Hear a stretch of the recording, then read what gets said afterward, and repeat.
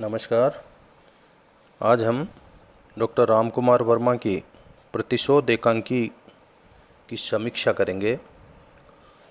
Doctor Ramkumar Verma Hindi एकांकी जगत के जाने माने नाम हैं। दूसरे शब्दों में ये कहा जाए कि वो हिंदी एकांकी के जन्मदाताओं में से एक हैं, तो भी कोई अतिशयोक्ति नहीं होगी। यद्यपि रामकुमार वर्मा का जो साहित्यिक जीवन है वो एक कवि के रूप में शुरू हुआ था, लेकिन आगे चलकर उन्होंने एक नई विधा एकांकी पर अपना ध्यान आकृष्ट किया और लगातार वो बहुत ही अच्छी एक के बाद एक अच्छी एकांकियाँ लिखते गए और आदर्शवादी व्यक्तित्व के धनी रामकुमार वर्मा ने इस समाज को अपनी एकांकियों के माध्यम से कई तरह के संदेश दिए। यहाँ पर हमारा ध्यान प्रतिशोध एकांकी जो बीए पार्ट सेकंड के हिंदी साहित्य सेकंड के पेपर में है, उस पर हमारा ध्यान केंद्रित करेंगे। ये एकांकी 6ठी शताब्दी के लगभग कालखंड से उद्धृत है, यानी एक ऐतिहासिक एकांकी है। और उस समय हम जानते हैं कि भारत में या हमारे भारतवर्ष में संस्कृत की हिंदी की जननी यानी संस्कृत भाषा ही प्रयुक्त होती थी। प्रतिशोध एकांकी के प्रमुख पात्र के रूप में भारवी, जो संस्कृत के महाकवि हैं, उनको लिया गया है, उनको मुख्य पात्र के रूप में दिखाया गया है। अन्य पात्रों में श्रीधर भी संस्कृत के महापंडित हैं और भारवी के इस एकांकी में पिता हैं। सुशीला भारवी की माता के रूप में, एक अन्य विदुषी जिसका नाम भारती है और आभा नाम की एक सेविका, यानी कुल मिलाकर 5 ही इसके अंदर पात्र हैं। और जैसा मैंने कहा कि 6ठी शताब्दी के लगभग का कालखंड लिया है और धारा नगरी स्थान है और रात की दूसरी प्रहर का समय दिखाया गया है। यानी एकांकी के अंदर जो संकलन त्रय का विधान है उसको मद्देनज़र रखते हुए और एकांकीकार ने बहुत ही सुंदर एकांकी लिखी है, बहुत प्रेरक एकांकी लिखी है। डॉक्टर रामकुमार वर्मा की जो एकांकी है उसका शीर्षक प्रतिशोध यानी बदला। इसकी कथा इन्होंने 2 भागों में बांटकर प्रस्तुत की है। पहला भाग पूर्व कथा और दूसरी भाग रंगमंचीय कथा। पूर्व कथा का कुछ परिचय भारवी के माता पिता सुशीला और श्रीधर जो आपस में संवाद करते हैं, उससे पूर्व कथा हमारे सामने आ जाती है। इसके अलावा, इन संवादों के अलावा, कुछ स्वयं भारवी भी अपने मुख से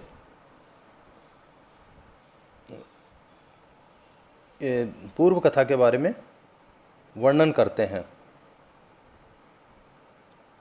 सुशीला कहती है, परसों से गया है मेरा लाल, कौशेय वस्त्र धारण कर, पीत रंग का अधो वस्त्र और नीले रंग का उत्तरीय शास्त्रार्थ, जाते समय मुझे प्रणाम किया था। गदगद हो मैंने कहा, विजयी बनो। उस कथन से पता चलता है कि 2 दिन पूर्व भारवी नामक युवक घर से गया था। पंडितों की सभा में उनसे शास्त्रार्थ करने और विजयी हुआ। शास्त्रार्थ करने का मतलब शास्त्रों पर चर्चा, और उस चर्चा में की जीत हुई। भरी सभा में समस्त विद्वानों को शास्त्रार्थ में पराजित करके युवक भारवी को अपनी विद्वता का गर्व होना स्वाभाविक था।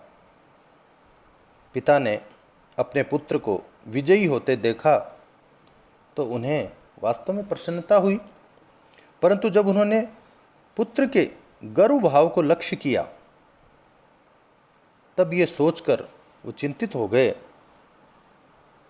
कि गर्व यानी गर्व, घमंड, कि घमंड मानव का सबसे बड़ा शत्रु है। ये हम सब जानते हैं कि घमंडी का सिर नीचा। तो देखा कि इतना विद्वान मेरा पुत्र, और इस जीत को जहाँ पंडितों में शास्त्र चर्चा में विजयी हुआ है तो उसके अंदर नम्रता दिखाई नहीं दे रही, उसके अंदर घमंड दिखाई देने लगा है। तो ये तो किसी भी माता पिता के लिए चिंता करना स्वाभाविक है, क्योंकि घमंडी का सिर नीचा अर्थात घमंड का निश्चित रूप से एक न एक दिन नाश हो ही जाता है। जिस युवक को किसी बात का गर्व हो जाता है वह उन्नति के मार्ग पर कभी भी लगातार आगे नहीं बढ़ सकता।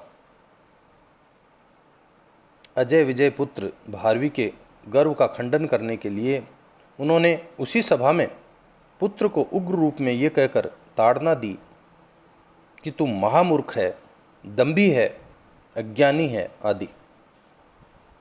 जिन पंडितों को भारवी ने शास्त्रास्त्र में परास्त किया था उन्हीं के बीच में इस प्रकार पहले पिता द्वारा बाद में पंडितों द्वारा अपमान किए जाने से भारवी बहुत ही खिन्न हुआ। ग्लानि के कारण अपना मुंह छिपा लिया और चुपचाप वहां से चला गया। यहाँ तक कि श्रीधर और सुशीला के संवाद से ज्ञात होता है कि 2 दिन पूर्व की इन दोनों में एक दिन की कथा की रूपरेखा भारती और सुशीला के संवाद के द्वारा भी स्पष्ट की गई है। जब आप इस एकांकी को पढ़ेंगे तो ये सब कुछ स्पष्ट हो जाएगा। इस संवाद में भारती सूचना देती है कि आज प्रातःकाल उषा बेला में मैंने उन्हें मालिनी तट पर देखा था। उस समय वे ध्यानमग्न थे। ज्ञात होता था जैसे वे वीणापाणी भारती की यानी माँ सरस्वती की उपासना कर रहे हों। यद्यपि भारती के उक्त कथन से भारवी के संबंध में माता पिता को संतोषजनक कोई समाचार नहीं मिल पाता, शेष कथा का संकेत स्वयं भारवी ने अपने पिता को इस प्रकार दिया है। जिन पंडितों ने मेरे ज्ञान को अपने सिर पर पुष्पमाला की भांति धारण किया, उन्हीं पंडितों के समक्ष मेरा अपमान मुझे शूल की भांति खटक गया और आपके प्रति मेरा क्रोध अंतिम सीमा तक पहुंच गया।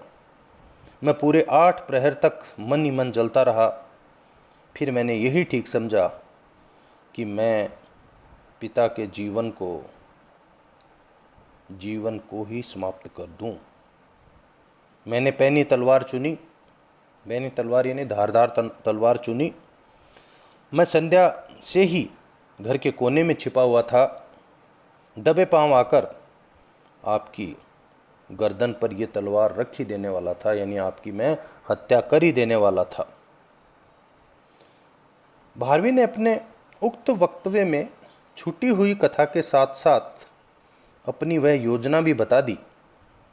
यदि मैं आपकी बातें न सुनता तो आपकी हत्या कर डालता। यानी ये घटना घटने से पूर्व भारवी अपने पिता के द्वारा किए हुए संवाद को सुनता है। परंतु आपने जब प्रसंगवश माता से ये कहा कि मैं पंडितों के बीच में पुत्र की ताड़ना केवल इसलिए करता हूँ जिससे उसका गर्वांकुर नष्ट हो जाए। गर्वांकुर मतलब वो गर्व, वो घमंड जो अभी अंकुर के रूप में ही है, अंकुरित ही हुआ है, यानी फूटा ही है, अभी उसकी शुरुआत ही है, वो अभी से खत्म हो जाए। ये सुनकर मेरी आंखें खुल गई। मैं समझ गया कि जिस पिता को मैं अपना शत्रु समझता हूँ, जिस पिता को मैं अपना दुश्मन मानता हूँ, या ये मानता हूँ कि वो पिता मेरी समय समय पर मुझे बेइज्जत करते हैं, वास्तव में वे प्रतिदिन मेरी उन्नति के अभिलाषी हैं। वो तो रोज मेरी प्रगति चाहते हैं। उनकी अभिलाषा रहती है, उनकी कामना इच्छा रहती है कि मैं दिनों दिन प्रगति करता जाऊं। इतना समझते ही मेरा सारा क्रोध पानी बनकर मेरी आंखों से बह निकला। अब यहाँ पर पानी बनकर आंखों से क्यों बह रहा है? पश्चाताप कि मेरे इतने अच्छे पिता को मैंने अभी सोच लिया था कि मैं उनकी हत्या कर दूं, केवल मेरे अंदर के आक्रोश के कारण, केवल मेरे अंदर के गर्व के कारण। ये गलत था और पश्चाताप में अब आंखों से आंसू बह निकले। अब मेरा विवेक मुझे कहता है कि पिता की हत्या योजना बनाने वाले तू पापी है और इस पाप का एकमात्र प्रायश्चित है कि तू अपना वह मस्तक कटवा जिससे ऐसा पापपूर्ण विचार आया था। अब देखिए स्थिति क्या होती है। भारवी यहाँ खुद आत्महत्या को प्रेरित होता है कि मैं मेरी गर्दन काट दूं, मेरे उस मस्तिष्क को मेरे शरीर से अलग कर दूं जिसमें इस तरह का ये घृणित विचार आया। पिता श्रीधर पुत्र भारवी से कभी क्षमा करने की, कभी माता की सेवा करने की, कभी पश्चाताप को ही प्रायश्चित मान लेने की बात कहते हैं।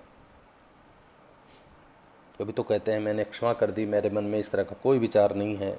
कभी वो कहते हैं कि आप अपनी माता की सेवा करो और सेवा के माध्यम से आपको पुण्य मिलेगा और उसके बाद में आपके मन में ये जो आपके मन के द्वारा या आपके विचार के द्वारा जो पाप हुआ है उसका प्रायश्चित हो जाएगा।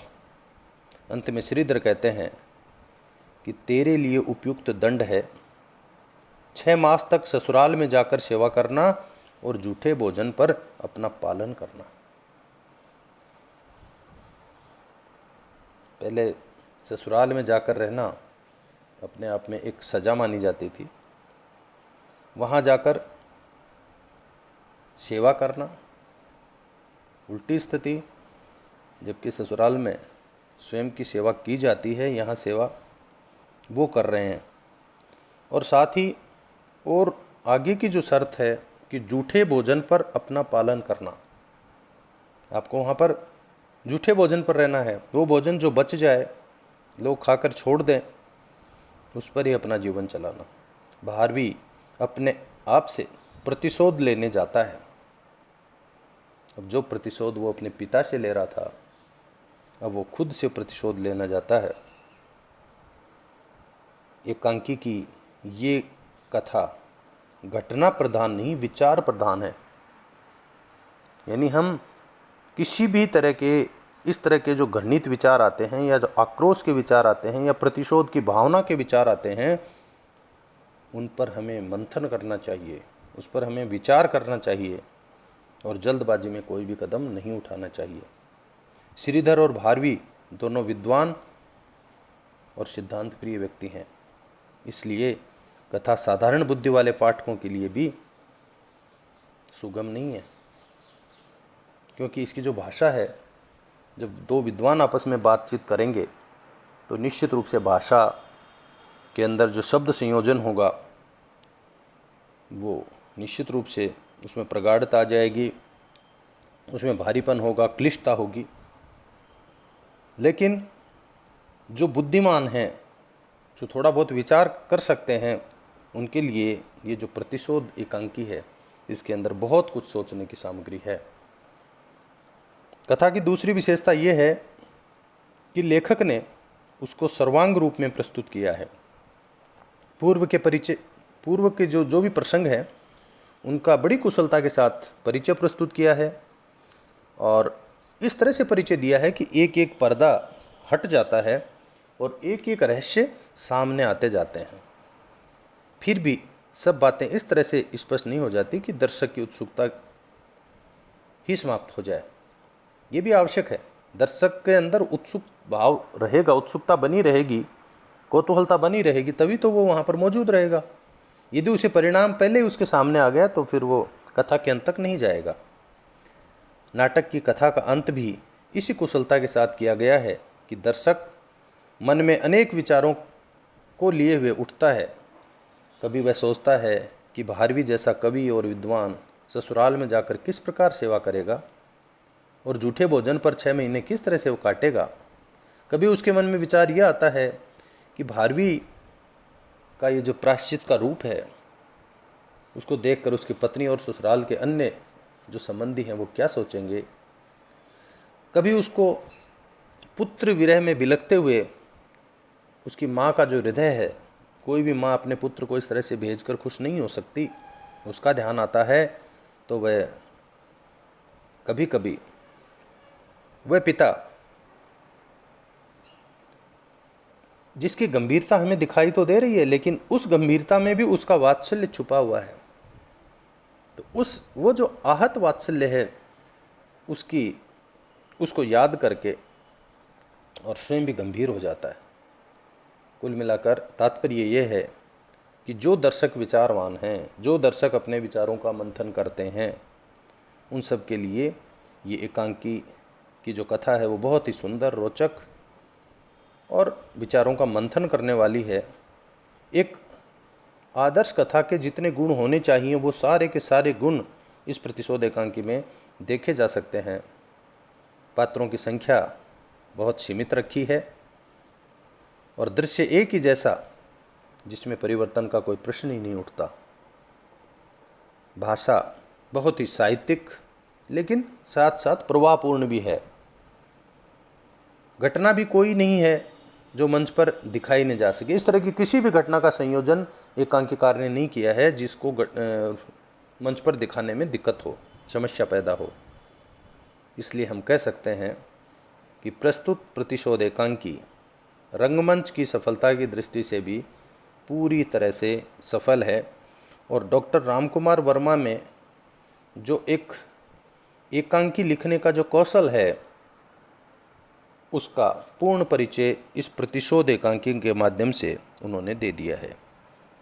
धन्यवाद।